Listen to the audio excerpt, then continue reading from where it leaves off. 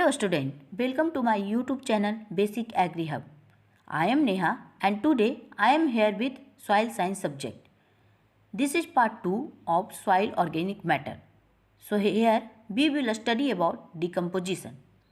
So student, let's start the session of decomposition. In decomposition, we will study about decomposition of organic matter, types of decomposition, factors affecting in decomposition of organic matter. So let's see the decomposition of organic matter. You can see here a picture of decomposition. इस picture में क्या है student, ये tree है जो dead कर चुका है, मीन्स अब ये लाइफ नहीं है इसमें. इसके बाद क्या कर रहा है, जो बैक्टीरिया, फंजाई और वॉर्म्स ये सब उस ट्री पे अटैक कर रहे हैं फॉर फूड के लिए. Okay, bacteria, fungi, worms eat the dead tree. वो खाएंगे और क्या करेंगे, इसको डिकम्पोज कर देंगे. मीन्स डिकम्पोजिशन मतलब क्या होता है कि उसको ब्रेक डाउन कर देंगे कम्प्लेक्स सब्सटेंस को सिंपलर सब्सटेंस में. Okay, let's see the definition of decomposition. Decomposition is the process by which dead organic substance are broken down into simpler organic or inorganic matter. Means decomposition एक ऐसा process है जिसमें dead organic substance break down होता है simpler organic या फिर inorganic matter में. Okay, decomposition में जो डेड ऑर्गेनिक मैटर सब्सटेंस होता है वो आइदर प्लांट हो सकता है या फिर एनिमल हो सकता है. ओके, सेकेंड है general reaction taking place during decomposition. Means जब रिएक्शन होता है डिकम्पोजिशन का तो कौन कौन सा रिएक्शन वहाँ पे होता है जब डिकम्पोजिशन होता है. तो सबसे फर्स्ट है enzymatic oxidation. Enzymatic oxidation of the bulk with release of CO2 means carbon dioxide, water, energy and heat. Enzyme जब फूड लेते हैं तो जब ऑक्सीडेशन करते हैं मीन्स जब वो ऑक्सीजन इनहेल करते हैं और तब वो क्या करेंगे, CO2 को एक्सहेल करेंगे, CO2 वो रिलीज करेंगे, water, energy and heat. Okay, क्योंकि कोई भी मेटाबॉलिक जब एक्टिविटी होती है तो हीट रिलीज होता है, सेम लाइक दैट. सेकेंड है essential elements are release. Essential element release होगा जब भी डिकम्पोजिशन होगा, like nitrogen, phosphorus and sulphur etcetera and immobilisation by a series of reaction. इसके कहने का ये है कि जब भी डिकम्पोजिशन होगा तो ये जो भी है नाइट्रोजन, फॉस्फोरस, सल्फर ये सब मिनरल रिलीज होगा. उसके साथ साथ इमोबिलाइजेशन भी होता है. इमोबिलाइजेशन क्या होता है स्टूडेंट, ये अपोजिट रिएक्शन है मिनरलाइजेशन का. मिनरलाइजेशन में क्या होता है कि जो ऑर्गेनिक सब्सटेंस होता है वो ब्रेक डाउन होता है इनऑर्गेनिक सब्सटेंस में. ओके, या फिर मिनरल जब formation of mineral is known as mineralisation. Okay, organic substance.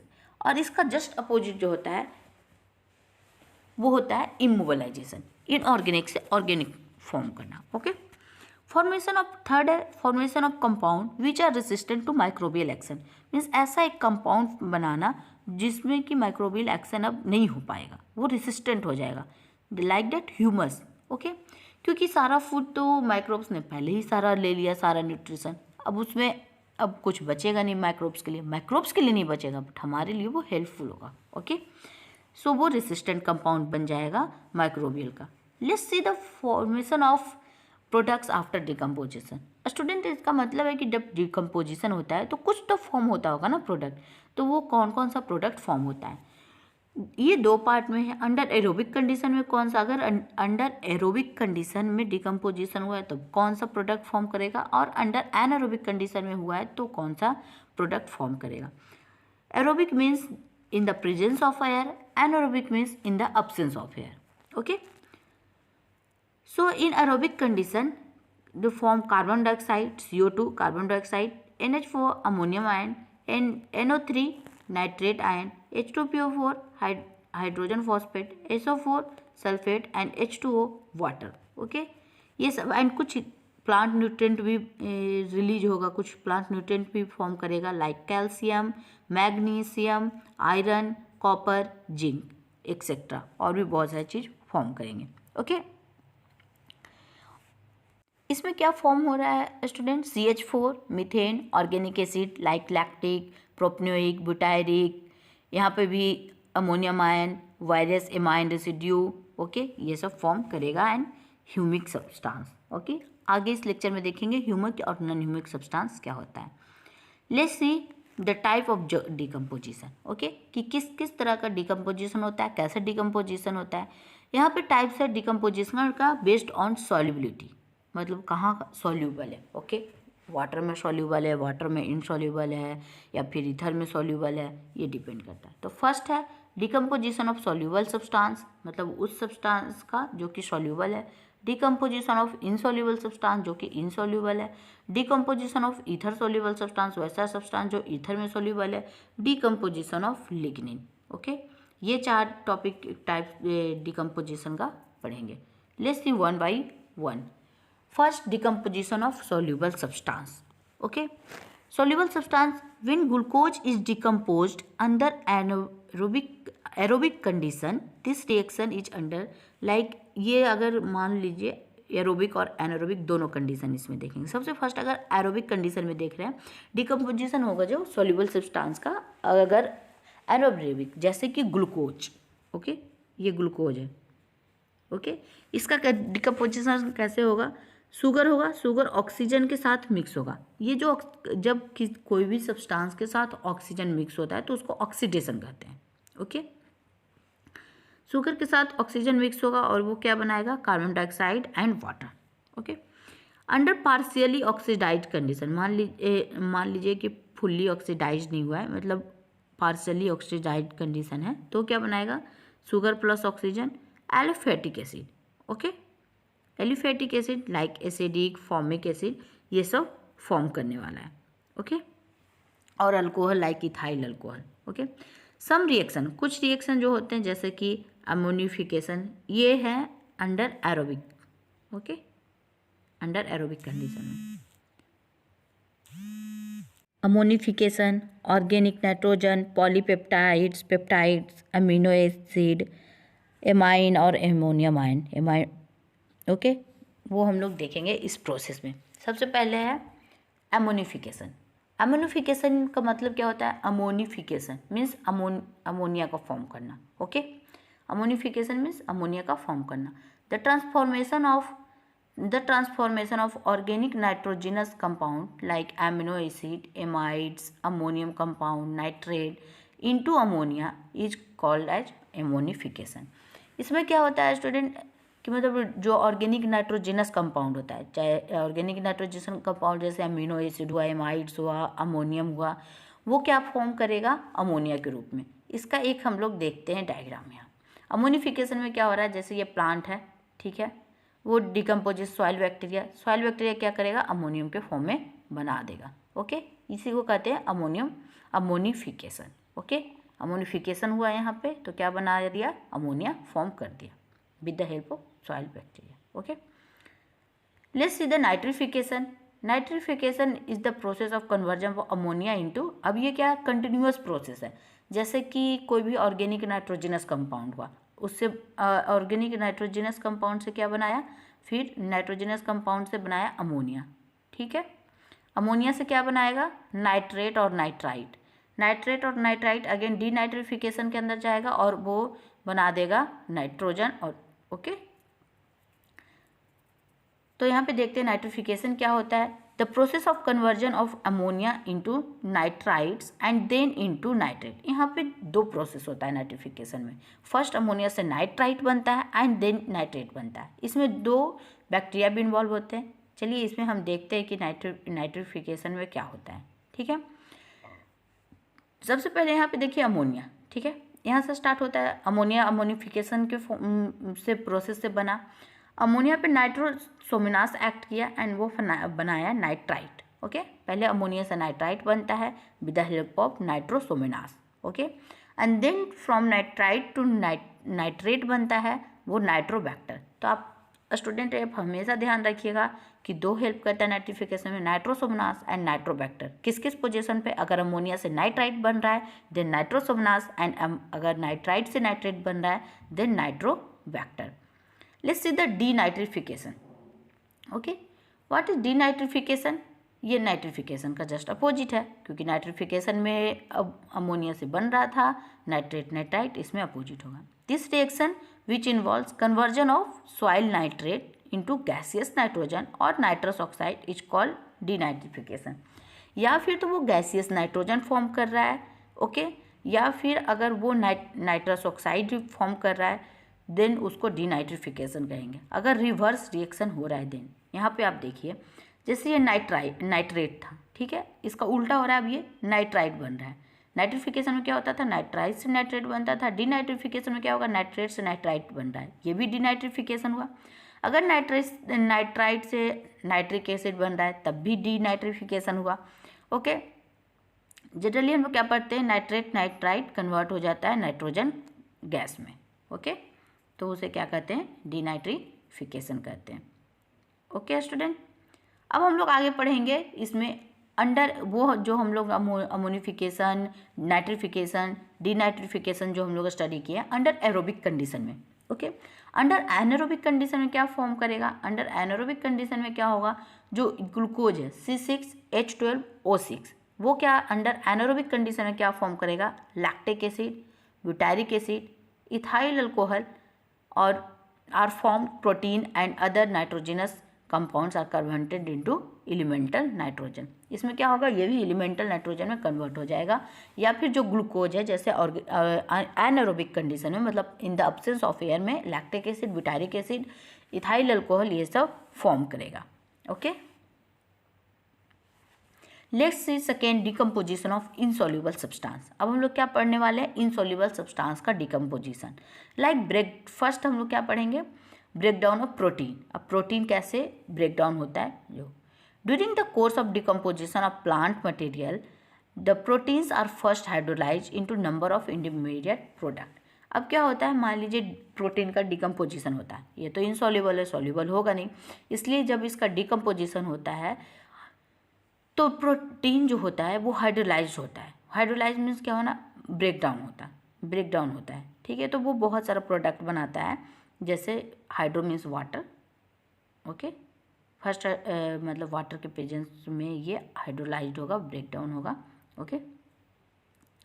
तो फर्स्ट देखते हैं एमाइनाइजेशन। इसमें ध्यान दीजिएगा, एमाइनाइजेशन है मतलब the conversion of protein into amino acid.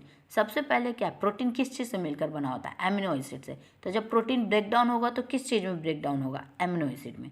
Second है एमिनोफिकेशन। पहले भी आपने इसके पहले भी देखा कि जो भी ऑर्गेनिक है नाइट्रोजनस कंपाउंड या फिर एमिनो एसिड, ये सब क्या चीज़ में फॉर्म करेगा, अमोनिया के फॉर्म में।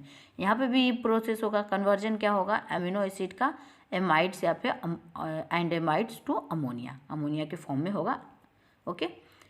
ये दो एमाइनाइजेशन था, एक एमोनाइजेशन था, ओके। अब ब्रेक डाउन सेलुलोज, वो तो था ब्रेक डाउन, हम लोग क्या प्रोटीन पढ़ चुके, ये था ब्रेक डाउन ऑफ प्रोटीन। इसमें सेकेंड है break down of cellulose. Cellulose जो है वो एक प्लांट पार्ट का कंपोजिशन है, ओके, वो भी कार्बोहाइड्रेट, सेलुलोज भी कार्बोहाइड्रेट्स है एक। The decomposition ion of the most abundant carbohydrates, जो सेलुलोज है वो मोस्ट एबंडेंट कार्बोहाइड्रेट्स है प्लांट्स पार्ट का। दिस रिएक्शन प्रोसीड में slowly in acid soil then in the neutral and alkali soil. इसका जो प्रोसेस है, सेलुलोज का ब्रेक डाउन होने का जो प्रोसेस है वो ज़्यादा एसिडिक सॉइल में स्लो होगा as compare to neutral and alkaline soil. Third है break down of hemicellulose. Hemicellulose कैसे ब्रेक डाउन होगा, सबसे पहले तो डिकम्पोजिशन होगा फर्स्ट हाइड्रोलाइज टू शुगर। सबसे पहले तो ये हेमोसेलुलोज शुगर के फॉर्म में बनेगा एंड यूरोनिक एसिड के फॉर्म में बनेगा। देन शुगर अटैक करेगा, जैसे फिर प्रीवियस की तरह हो जाएगा कि शुगर को कौन अटैक करने वाला है, शुगर को कौन अटैक करने वाला है, माइक्रो ऑर्गेनिज्म। जब शुगर को माइक्रो ऑर्गेनिज्म अटैक करेगा और वो कन्वर्ट हो जाएगा alcohol, carbon dioxide and water के फॉर्म में, ओके। और यूरेनिक एसिड है जो ब्रेक डाउन हो जाएगा पेंटोस एंड कार्बन डाइऑक्साइड के फॉर्म में। ये ऐसा एक सीरीज है रिएक्शन का कि हेमोसेलुलोज का डिकम्पोजिशन में क्या होगा, फर्स्ट वो हाइड्रोलाइज्ड होगा शुगर के फॉर्म में, ओके, एंड यूरोनिक एसिड के फॉर्म में। शुगर पे माइक्रोब्स अटैक करेगा और वो कन्वर्ट कर देगा उसको alcohol, carbon dioxide and water में। एंड सेकेंड जो यूरोनिक एसिड था वो ब्रेक डाउन होगा pentose sugar and carbon dioxide में। और जो न्यू सब्सटेंस जो बनेगा, जो न्यू सब्सटेंस फॉर्म होगा वो क्या होगा स्टूडेंट? ह्यूमस होगा। फोर्थ है break down of starch. Starch को कैसे ब्रेक डाउन करते हैं? Okay, it is chemically a glucose polymer. ये क्या है? ये भी ग्लूकोज, ये भी कार्बोहाइड्रेट ही है, पर ये सिर्फ ग्लूकोज ग्लूकोज ग्लूकोज। पॉलीमर क्या होता है कि अगर बहुत सारा मिलकर बना है, ठीक है। मोनोमर मीन्स एक unit, okay. Same like poly means बहुत सारा यूनिट, ओके, बहुत सारा ग्लूकोज के यूनिट से मिलकर बना है। तो ये जब ब्रेक डाउन होगा, जब स्टार्च ब्रेक डाउन होगा सबसे पहले तो क्या फॉर्म करेगा? माल्टोज फॉर्म करेगा by the action of amylase, okay. Amylase एक इंजाइम है, ओके, उसके हेल्प से क्या होगा? ये सबसे पहले माल्टोज में हाइड्रोलाइज होगा and then into glucose with the help of maltase. और जो माल्टोज जो फॉर्म होगा वो ग्लूकोज में टूटेगा माल्टेज एंजाइम के हेल्प से, ओके।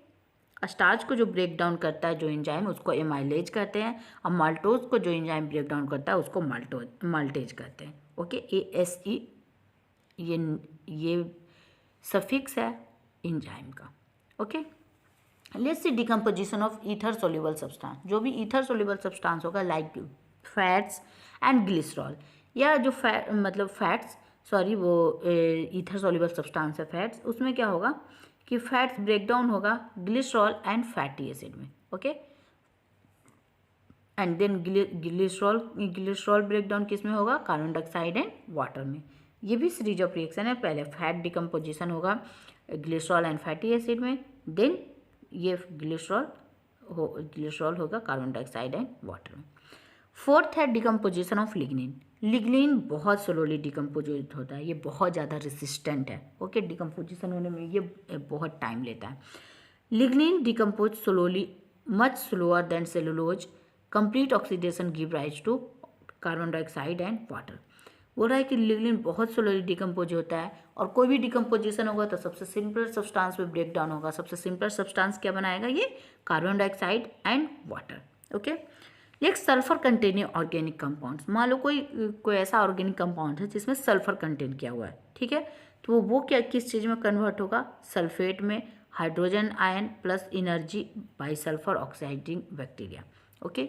मीन्स जो बहुत कुछ बैक्टीरिया होते हैं सल्फर ऑक्सीडाइजिंग बैक्टीरिया होते हैं, ठीक है, वो सल्फर को ब्रेक डाउन करते हैं, मतलब सल्फर को ऑक्सीडाइज करते हैं, मिक्स होता है वो ऑक्सीजन। ऑक्सीडाइज मतलब क्या होता है? ऑक्सीडेशन मीन्स क्या होता है? उसमें ऑक्सीजन मिक्स हुआ, ठीक है। नेक्स्ट है फॉस्फोरस कंटेनिंग ऑर्गेनिक कंपाउंड। वो था सल्फर कंटेनिंग, ये है फॉस्फोरस। बहुत सारा ऐसा माइक्रो ऑर्गेनिज्म है, various micro organism mineralise phospholipid and other phosphorus compound in the presence of phosphate enzyme hydrogen phosphate, hydrogen phosphide depending upon soil pH. ये क्या होता है स्टूडेंट कि मतलब बहुत सारा ऐसा माइक्रो ऑर्गेनिज्म है जो मिनरलाइज करता है फॉस्फोलिपिड को, मतलब फॉस्फोरस कंटेनिंग लिपिड्स को with the help of phosphate enzyme. अब फॉस्फोरस को कौन तोड़ेगा? Phosphate enzyme. ये डिपेंड करता है कि सॉइल पीएच मतलब कैसा, उस आगे ये आपको देखने को मिलेगा कि अगर एसिडिक सॉइल है, अगर न्यूट्रल सॉइल है और अगर बेसिक सॉइल है तो कौन कौन सा कंपाउंड फॉस्फोरस का फॉर्म हो रहा है और किस सॉइल में क्या ज़्यादा अवेलेबल होता है। बट यहाँ पर हम लोग इतना ध्यान रखेंगे कि फॉस्फेट एंजाइम जो है वो फॉर्म करता है हाइड्रोजन फॉस्फेट, फॉस्फाइड, HPO4, बहुत सारे फॉर्म में HPO4 3- ये सब बहुत सारे कंपाउंड के फॉर्म में फॉर्म करता है, डिपेंड करता है सॉइल पीएच के फॉर्म में। यहाँ पे हम लोग जो मिनरलाइजेशन और इमोबिलाइजेशन जो सबसे फर्स्ट स्लाइड में आप पढ़ रहे थे कि मिनरलाइजेशन क्या होता है, इमोबिलाइजेशन क्या होता है, इसे हम लोग यहाँ पे थोड़े अच्छे से देख लेते हैं, ओके। मिनरलाइजेशन में क्या होता है? Biological conversion of organic form of carbon, nitrogen, phosphorus, sulphur into inorganic और मिनरल फॉर्म। अगर कोई भी ऑर्गेनिक फॉर्म में कार्बन है, नाइट्रोजन है, फॉस्फोरस है, तो वो किस चीज़ में ब्रेक डाउन होगा? इनऑर्गेनिक या फिर मिनरल्स के फॉर्म में, देन उसे मिनरलाइजेशन कहेंगे। And immobilisation the conversion of inorganic form of, अगर इनऑर्गेनिक फॉर्म में carbon, nitrogen, phosphorus and sulphur ये सब का, और तो ये क्या होगा? ऑर्गेनिक फॉर्म में कन्वर्ट हो जाएगा, जिसे कि हम इमोबिलाइजेशन कहेंगे। Okay student, let's see the factors affecting decomposition. कौन कौन सा ऐसा फैक्टर है जो डिकम्पोजिशन पे इफेक्ट करता है? अगर आपने इसके पहले का लेक्चर देखा होगा यूट्यूब चैनल पे, देन आपको पता होगा टेम्परेचर में क्या क्या इफेक्ट करता है, टेम्परेचर कैसे इफेक्ट करता है, soil moisture, nutrients and soil texture और भी अदर फैक्टर्स है। Let's see one by one. First, temperature. Student, अगर सॉइल ऑर्गेनिक मैटर इसका फर्स्ट पार्ट आपने देखा होगा, वहाँ पे क्या था कि अगर आप कोल्ड रीजन की तरफ जाते हो तो ऑर्गेनिक मैटर ज़्यादा होगा। बट मैंने उस टाइम ये भी बोला था कि अगर डिकम्पोजिशन हो जाएगा, क्योंकि वो डिकम्पोजिशन नहीं हो रहा है इस वजह से वहाँ पे ऑर्गेनिक मैटर ज़्यादा प्रेजेंट है। बट अगर डिकम्पोजिशन होगा तो क्या होगा? Just opposite, cold periods retard the growth and organic matter decomposition. अगर कोल्ड पीरियड्स है, अगर मतलब ठंडा वाला टाइम है, तो क्या होगा? प्लांट ग्रोथ रिटार्ड हो जाएगा, ऑर्गेनिक मैटर डिकम्पोजिशन भी रिटार्ड हो जाएगा। वार्म समर में permit plant growth and humus accumulation. अगर कहीं पे वार्म रीजन है तो वहाँ पे क्या होगा? मतलब गर्म वाला रीजन है अगर कोई, तो वहाँ पे ह्यूमस एक्यूमुलेशन होगा। ओके। सेकेंड है सॉइल मॉइस्चर। तो ये डिकम्पोजिशन कैसे इफेक्ट करेगा? अगर वार्म है तो डिकम्पोजिशन फास्ट होगा, अगर कोल्ड है तो वहाँ पे डिकम्पोजिशन क्या होगा? ऑर्गेनिक मैटर का डिपोजिशन स्लो होगा। सेकेंड है soil moisture. Soil moisture extreme both arid and anaerobic condition reduce plant growth and microbial decomposition. अगर आप मान लो कि एरिड रीजन, एरिड का मतलब क्या होता है? एरिड का मतलब सूखा, जहाँ पे मॉइस्चर का कमी है। मॉइस्चर मीन्स क्या? वाटर का मात्रा। ओके। तो एरिड मतलब और जहाँ पे मॉइस्चर में कमी है, ठीक है। और ह्यूमिड मतलब जहाँ पे मॉइस्चर है। तो एरिड कंडीशन में क्या होगा? माइक्रोबियल एक्टिविटी स्लो होगा और डिकम्पोजिशन स्लो होगा। Okay. Near slightly better than field capacity. मान लीजिए वहाँ पे अगर कहीं पे वाटर प्रेजेंट है, मॉइस्चर ज़्यादा है, तो वहाँ पे क्या होगा? वो फेवरेबल होगा डिकम्पोजिशन के लिए। एंड वहाँ पे माइक्रोबियल एक्टिविटी, ऐसे भी जहाँ पे नमी होती है ना, जहाँ पे मॉइस्चर होता है, वहाँ पे माइक्रोब्स ज़्यादा अटैक करते हैं, ठीक है। सेम लाइक डेट कि अगर मॉइस्चर प्रेजेंट होगा तो सॉइल माइक्रोऑर्गेनिज्म एक्ट करेगा ऑर्गेनिक मैटर पे और वो डिकम्पोज कर देगा उसे, ठीक है। थर्ड है nutrients. Lack of particular nitrogen slows decomposition. अब मान लीजिए कोई ऐसा सब्सटेंस है, कोई ऐसा प्लांट पार्ट्स है जिसमें नाइट्रोजन कम है, तो वहाँ पे डिकम्पोजिशन कम होगा। क्यों? क्योंकि माइक्रोब्स वहाँ पे क्यों जाएगा जहाँ पे उसे फूड ही नहीं है? वो तो वहाँ पे काम करने जाएगा ना जहाँ पे उसे खाना मिलेगा। सेम लाइक दैट कि अगर न्यूट्रिएंट की कमी होगी, अगर नाइट्रोजन ये सब की कमी होगी, वहाँ पे डिकम्पोजिशन स्लो होगा, ठीक है। और जहाँ पे अवेलेबल होगा वहाँ पे डिकम्पोजिशन फास्ट होगा। This is soil pH. Okay. ये भी डिपेंड करता है कि सॉइल पीएच पे डिकम्पोजिशन फास्ट होता है, किस सॉइल पीएच पे डिकम्पोजिशन फास्ट और स्लो हो रहा है। क्यों? क्योंकि ये डिकम्पोजिशन माइक्रोब्स कर रहे हैं। माइक्रोब्स एक पार्टिकुलर पीएच पे एक्टिव ज़्यादा होते हैं। ओके। उसके बाद फिर वो एक्टिव नहीं होते हैं, उनका रेंज होता है। तो most of microbes best grows at 6 to 8 pH। Means अगर आप देखें थोड़ा सा रेंज थोड़ा सा acidic, slightly acidic to slightly basic and neutral जो होता है, उतने 6 to 8 pH जो होता है, इस पे बेस्ट माइक्रोब्स ग्रो करते हैं। डिकम्पोजिशन ज़्यादा होगा। पर सबसे ज़्यादा डिकम्पोजिशन कब रुकेगा? जब बिलो 4.5 pH होगा और एवं मतलब अगर हाईली एसिडिक और हाईली बेसिक में क्या होगा कि डिकम्पोजिशन स्लो हो जाएगा। Okay. Next is the soil texture. Decomposition depends on soil texture. Student, soil texture अभी डिटेल में इसको मैं नेक्स्ट लेक्चर में लेके आऊँगी। सॉइल टेक्सचर पूरा टॉपिक ही ये एक छोटा टॉपिक नहीं है, सॉइल टेक्सचर बहुत बड़ा है। बट सॉइल टेक्सचर का मतलब होता है composition of sand, silt and clay. Okay. अभी तक आप इतना समझिए कि सैंड, सिल्ट और क्ले। तो सॉइल हाइयर इन क्ले। ओके। अगर ज़्यादा क्ले वहाँ पे प्रेजेंट रहेगा तो ज़्यादा लार्ज अमाउंट ऑफ ह्यूमस वहाँ पे रिटेन करेगा, मीन्स वहाँ पे प्रेजेंट होगा। कैसे? क्योंकि जो ह्यूमस पार्टिकल होता है ना, वो बहुत स्मॉल पार्टिकल होता है, ठीक है। अभी तक कितना समझे? अगर हायर क्ले रहेगा, अगर ज़्यादा क्ले प्रेजेंट है किसी सॉइल में, तो ह्यूमस वहाँ पे ज़्यादा एक्युमुलेट होगा।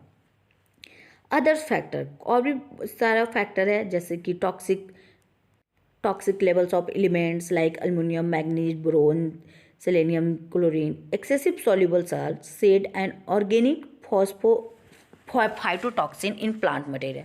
मीन्स अगर कोई भी ऐसा कोई एलिमेंट प्रेजेंट है, ठीक है, जैसे अल्युमिनियम, मैग्नीज या फिर ज़्यादा सॉल्युबल सॉल्ट, ये सब प्रेजेंट है, तो वहाँ पे सारे माइक्रोब्स अटैक नहीं कर पाएंगे, क्योंकि कुछ ही माइक्रोब्स होते हैं जो सॉल्यूबल सॉल्ट के प्रेजेंस में वर्क करते हैं, तो वो फेवरेबल नहीं होगा माइक्रो ऑर्गेनिज्म के लिए। इसलिए क्या होगा, डिकम्पोजिशन रेट है जो माइक्रोब्स का स्लो होगा, क्योंकि डिकम्पोजिशन होने के लिए भी माइक्रोब्स का फेवरेबल इन्वायरमेंट होना चाहिए।